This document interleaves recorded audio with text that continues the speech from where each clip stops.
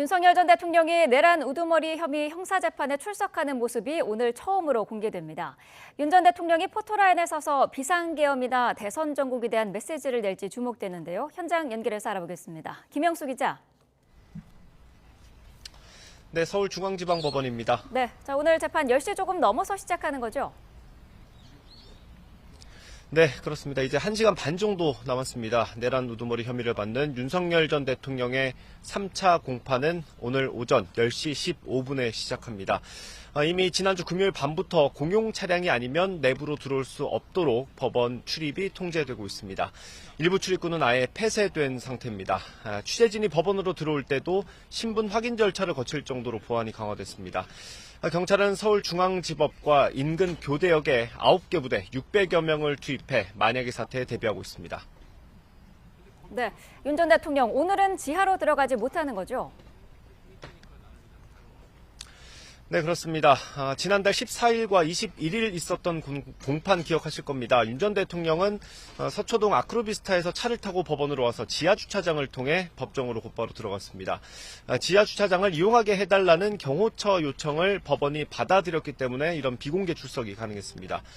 그런데 이번에는 법원이 지하주차장 이용을 허락하지 않았습니다. 윤 전 대통령이 오늘 다른 피고인들과 마찬가지로 차에서 내려 걸어서 법원 청사로 들어가는 모습이 공개되게 된 배경입니다.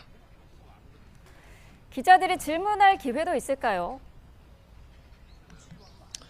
아직은 불투명합니다. 일단 윤 전 대통령이 들어가는 길에는 취재진이 주요 피고인들 취재를 위해 설정한 이른바 포토라인이 설치되어 있습니다.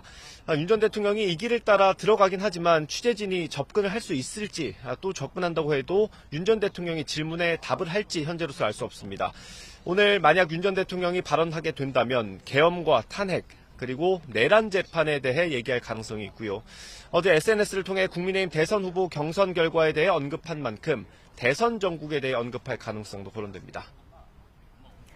오늘 재판에서는 어떤 내용이 주로 나올 것으로 보입니까? 앞서 지난 1일 검찰이 윤 전 대통령을 직권 남용 혐의로 추가 기소했고 재판부가 이걸 병합 심리하기로 했죠. 그 이후에 열리는 첫 공판이기 때문에 이 부분에 대한 언급이 먼저 있을 걸로 보입니다. 지난 공판에 이어 군 관계자들에 대한 증인 신문도 예정돼 있습니다. 오늘은 박정환 특전사령부 참모장과 오상배 수방사령관 부관이 증인대에 섭니다. 계엄령이 선포됐을 때 군 지휘부에 내려왔던 지시사항을 두고 공방이 벌어질 걸로 예상됩니다. 지금까지 서울중앙지방법원에서 전해드렸습니다.